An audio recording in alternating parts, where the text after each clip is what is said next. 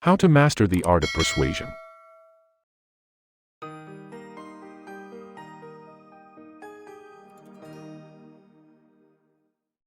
Persuasion is a delicate art form. It's easy to be ineffective when trying to persuade, but also remarkably easy to be overbearing. Here are 7 tips that can help you to become a master in the art of persuasion. First, repetition. Repetition is the key to getting people's attention. Many entrepreneurs mistakenly assume that their passion will cause their message to immediately stand out above the din of today's information overload.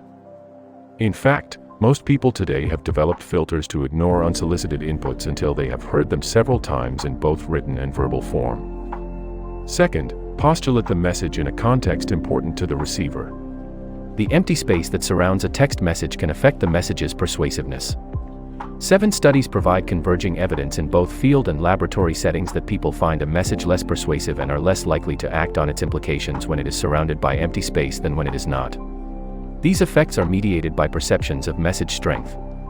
That is, message recipients infer that a message conveys a less strong opinion when empty space surrounds it and are consequently less likely to accept its implications. Third, use contrasting story scenarios to illustrate the impact. Stories are often more convincing than simple statements of fact. If you can integrate the receiver directly into the story, the potential impact is even greater. The power of contrast, or side-by-side comparison of outcomes, is an effective mover of people from old beliefs to new ones. Fourth, personalize your message to match receiver background. Whether approaching investors, partners, or customers, you need to listen first to find a personal intersection of interest with your idea.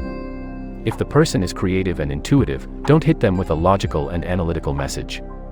Establish a relationship or do some homework first if you can. Fifth, use friends and advisors as sources of warm introductions.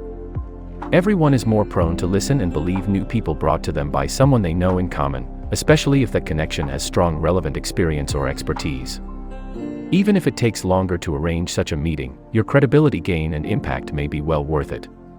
Sixth, materialize your idea into a prototype or demo. When done right, prototyping reveals all strengths and weaknesses of an idea and allows to perfect a solution before implementing it on a large scale. Seventh, present evidence of interest and excitement from others.